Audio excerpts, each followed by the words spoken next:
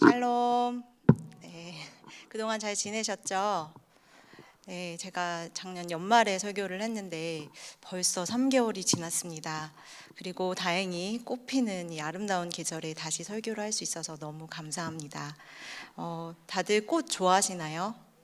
네, 저도 꽃을 참 좋아하는데요. 특별히 작년부터 작약에 이제 사랑에 빠졌는데, 작약의 시즌이 언젠지 아시나요? 관심이 없다 보니까 예전에 제가 몰랐었는데 5월이더라고요. 근데 자연은 기다려주지 않더라고요. 바빠서 하루 이틀 늦게 갔는데 꽃이 정말 다 져버렸어요. 그래서 너무 아쉬워서 그 다음 시즌이 데이지를 보러 갔었거든요.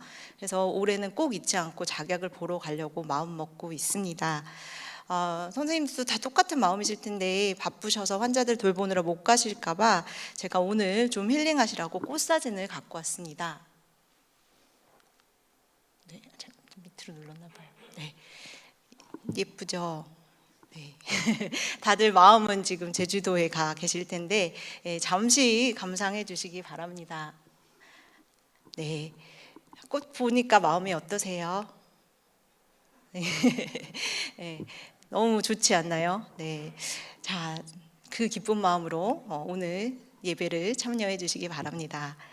네, 오늘도 제가 설교를 재밌게 하기 위해서 오늘도 지난번에도 재밌었는지 모르겠지만 네, 오늘도 퀴즈를 가지고 왔습니다. 그런데 지난번에 혹시 퀴즈 기억나시나요? 네, 전혀 기억이 안 나시나요? 네, 제가 날짜에 관한 퀴즈를 기억나시죠? 하리보 젤리, 네, 기억나시죠? 네, 대림절에 관한 날짜에 관한 퀴즈였는데요. 오늘은 맨날 똑같은 거 하면 식상하잖아요. 저도 노력을 많이 합니다. 표시는 안 나지만. 네, 그래서 오늘은 네, 이제 꽃길만 걸으세요라는 이 표현을 보면서 혹시 떠오르는 사람 없나요? 사람? 죄송해요. 사람이 아닙니다. 떠오르는 대상 없으신가요? 네. 저는 이 표현을 사실 알게 된 지가 그렇게 오래되지는 않았거든요. 이게 우리나라 말에 예전에는 없었잖아요. 근데 어느 날부터 누군가를 응원하고 축복할 때 꽃길만 걸으세요라는 표현을 쓰더라고요. 그래서 제가 조금 무슨 뜻이지 하다가 이번에 설교를 준비하면서 또 어원을 찾아봤는데요. 정확한 어원은 없고 여러 가지 설이 있는데 그 중에서 어떤 가수를 응원하고 축복하는 팬심이 담긴 메시지더라고요. 예, 그런데 그 어원이 무엇인지는 뭐 그리 중요한 것 같지는 않습니다. 다른 사람을 축복하고 응원하는 것은 너무 아름다운 마음이잖아요. 그래서 저도 언제부턴가 저 말을 좀 많이 쓰고 있는데 혹시 오늘 저희가 온 국민이라고는 할 수는 없지만 많은 국민들이 이 마음을, 이 염원을 담아서 지금 축복해서 보내는 대상이 있습니다. 혹시 아시는가요? 맞아요. 이렇게 빨리 맞춰주시는 거 제가 드디어 성공했습니다. 네, 푸바오. 네, 혹시 푸바오 좋아하시나요? 네, 감사합니다. 그럼요. 네, 지금 제가 힘이 나는데요. 예, 푸바오에게 꽃게만 걸어라 하고 푸바오에게 이제 전 국민이 지금 응원을 해주고 있거든요. 그 유튜브 5억 회수 넘게 조회가 되고 있는 전 국민의 사랑을 받고 있는 지금 대상입니다. 그런데 아쉽게도 지금 오늘 바로 10시 40분에 저희 용인을 떠나서 이제 중국으로 반환이 됩니다. 그래서 이제 푸바오 R이라는 신드롬까지 나왔고 이는 400분을 기다려야 볼 수 있는 5분 볼 수 있는 거 아시죠? 오픈런 해야. 네, 혹시 갔다 오신 분 안 계시나요? 있는데 손 못 드시는 것 같은데 저는 다녀왔습니다. 저는 옥사하지 말고 사육사 하라는 소리를 자주 들을 만큼 동물을 좋아하고 예전에 제가 무식해서 판다가 매매가 되지 않는다는 사실을 몰랐을 때는 나중에 판다를 꼭 키워보고 싶다라는 욕심을 가지고 있었던 사람이었거든요. 그런데 이제 지난달 제 생일이 있었는데 친구가 야 생일인데 하고 싶은 거 없어? 그래서 있지 푸바오 보러 가자 그래서 푸바오를 보러 갔는데 290분을 기다려야 돼가지고 제가 푸바오를 사랑하지만 그래도 체력이 안 돼가지고 못 봤습니다.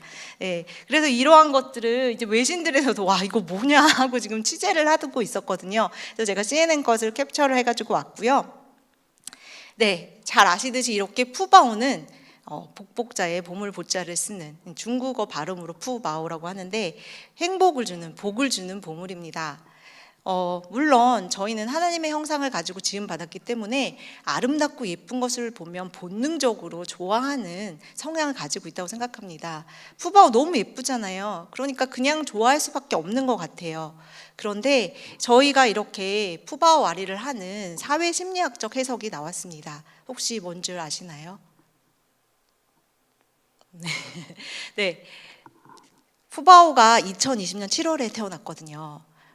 2019년 말 2020년 초에 갑자기 이제 코로나가 터지면서 사람들이 너무너무 힘들어하는 시기에 이제 에버랜드에 보러 갈 수는 없지만 이 귀한 보물이 태어남으로써 사람들이 이 아이의 아름다운 성장을 보면서 이제 힐링을 해주었던 그런 존재였습니다. 그래서 많은 국민들이 지금 이 중국 바나나를 너무너무 아쉬워하고, 어떤 유튜버들은 미리 이제 얘가 갈 사천성 가서 그 기지도 찍어오고, 그리고 이제 푸키지가 나온다고 하는데 들어보셨나요? 곧 푸바오 패키지가 나온다고 합니다. 예, 저는 가려고 생각 중입니다. 네, 예, 그렇게 이제 복을 주는 보물인데요. 많은 사람들이 아니 이제 저 90kg짜리 복덩어리가 우리 용인 대한민국을 떠나면 우리나라에서 복이 떠나는 거 아니야? 라고 생각을 하는데 저는 절대 그렇다고 생각하지 않습니다.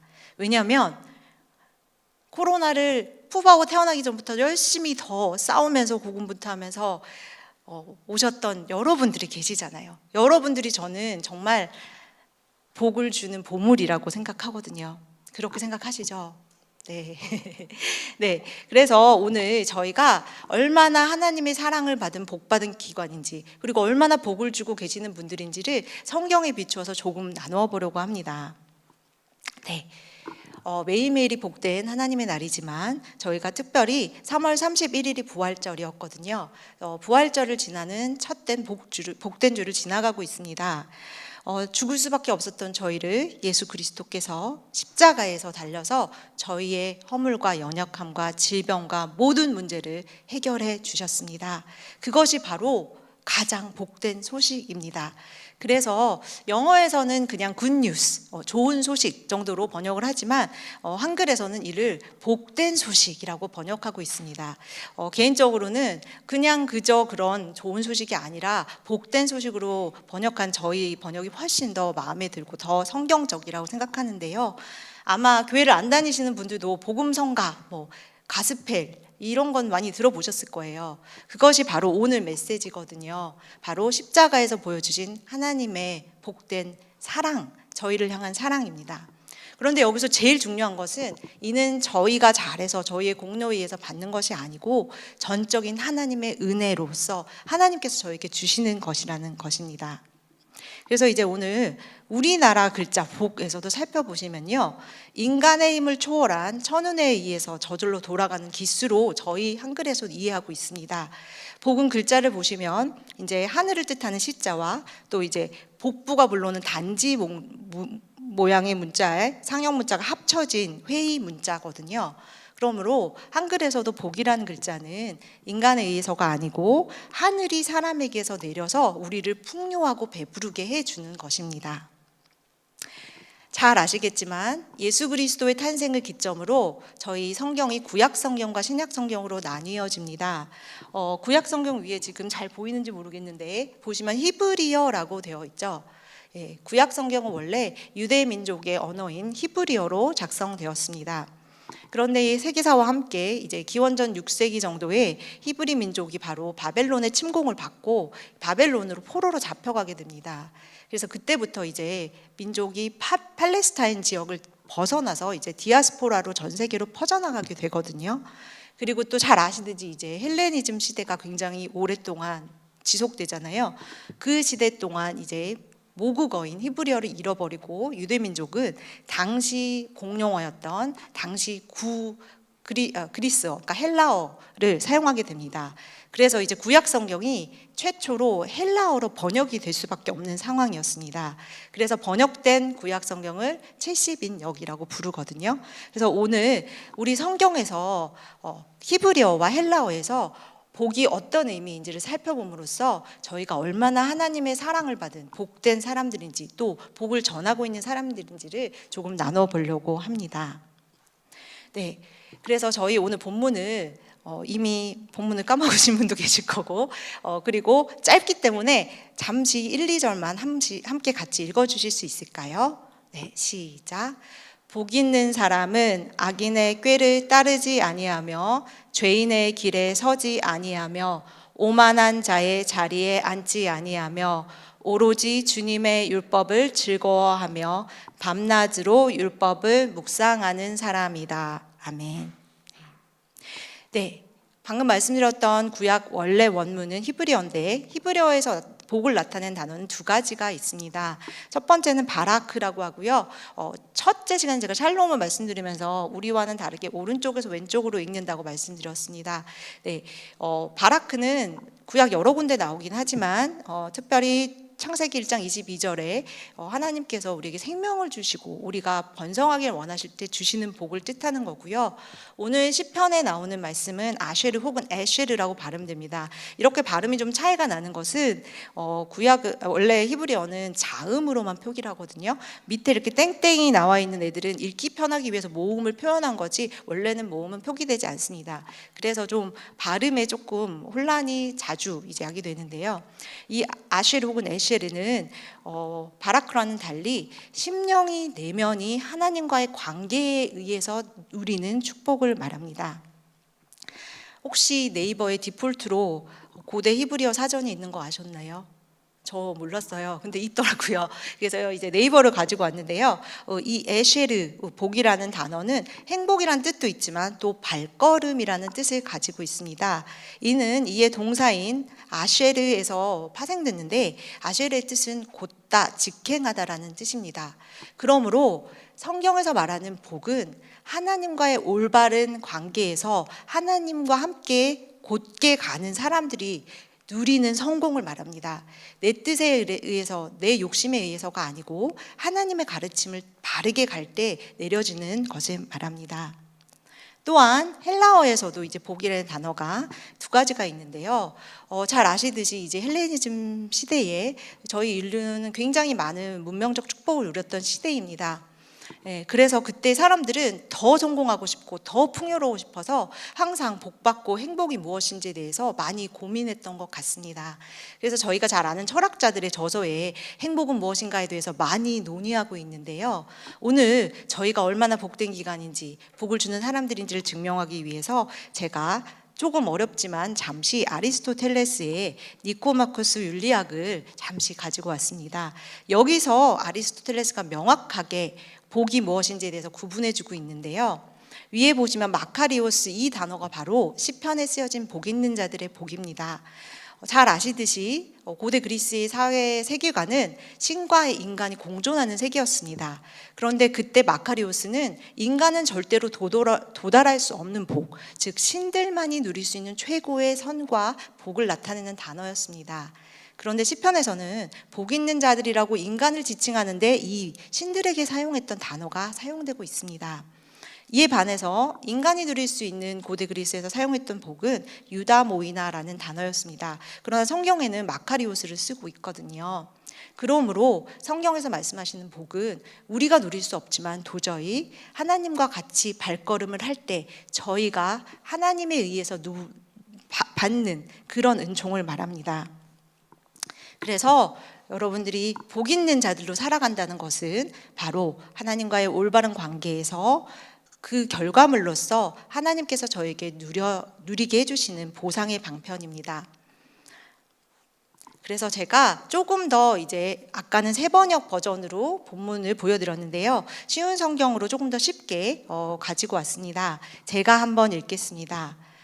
행복한 사람은 나쁜 사람들의 꼬임에 따라가지 않는 사람입니다. 행복한 사람은 죄인들이 가는 길에 함께 서지 않으며 빈정대는 사람들과 함께 자리에 앉지 않는 사람입니다. 그들은 여호와의 가르침을 즐거워하고 밤낮으로 그 가르침을 깊이 생각합니다. 아멘. 네. 여러분들이 생각하시기에 하나님의 가르침을 어떻게 매일 묵상하고 사나라고 생각하시겠지만 의외로 하나님의 가르침은 두 가지로 정의될 수 있습니다. 첫 번째는 나를 만드시고 나를 구원하신 사랑의 하나님을 마음을 다해서 사랑하라는 것입니다. 그리고 그에 따른 당연한 결과로서 하나님이 사랑하시는 다른 사람들을 사랑하라고 하신 것입니다. 잘 아시듯이 저희는 그러한 하나님의 사랑으로 다른 사람들을 사랑하고 있는 존재들입니다. 이 사람들에게 치료를 해주고 이 사람들에게 사랑을 해주고 복을 주는 그러한 존재들입니다. 그러므로 저희에게는 바로 오늘 시편 1편 3절에 영원한 행복과 평안과 성공이 하나님에 의해서 약속되어 있습니다. 이 그림 보시면 얼마나 물이 차 있고 싱싱하고 풍요로워 보입니까? 이것이 저희의 바로 미래의 청사진입니다. 시편 1편 3편 마지막으로 한번 같이 읽어볼까요? 저희의 미래이거든요. 네, 시작. 그는 시냇가에 심은 나무가 철 따라 열매를 맺으며 그 잎이 시들지 아니함 같으니 하는 일마다 잘 될 것이다. 아멘. 여러분은 잘 될 것입니다. 네. 왜냐하면 저희가 하나님의 가르침에 따라서 올해도 방향성을 세웠기 때문입니다. 첫 번째, 저희는 능력보다는 사랑으로 최선의 마음을 다하며 올곧은 성장에 힘쓰고 혼자서가 아니라 함께 같이 동행하는, 다른 사람을 사랑하는 하나님의 가르침에 따르는 계획을 세우고 그 방향을 향해서 달려가고 있는 사람들이기 때문입니다. 그러므로 저희는 복 있는 자들입니다. 그러므로 성경에서는 여러 곳에서 저희와 같이 하나님의 가르침을 따라서 살려고 노력하는 사람들에게 약속들이 보장되어 있는데요. 제가 읽겠습니다. 내가 당신들에게 명하는 주 당신들의 하나님의 명령을 귀담아 듣는 사람은 복을 받을 것이며. 아멘. 네. 그러므로 저희는 하나님의 사랑을 압니다. 이 하나님의 사랑으로, 나의 사랑이 아니라 하나님이 부어주시는 사랑으로 꽃길만 걸으시는 여러분들이 되시기를 바랍니다. 네.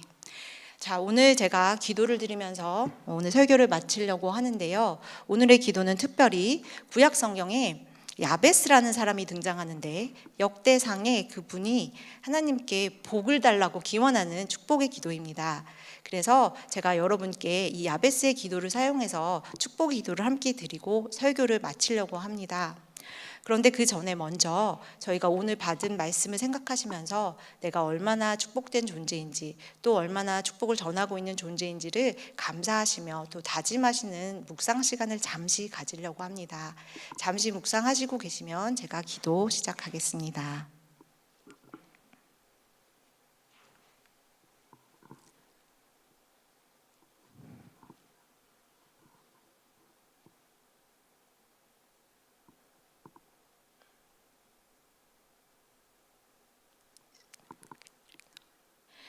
기도드리겠습니다. 하나님 아버지, 저희 용인 세브란스 병원에 하나님의 사랑을 전하는 복된 사명을 맡겨주셔서 감사합니다. 저희에게 복의 복을 더해주시고 저희 영토를 넓혀주시고 주님의 손으로 저희를 도우시어 불행을 막아주시고 고통을 받지 않게 하여 주시옵소서. 예수님의 이름으로 기도드립니다. 아멘.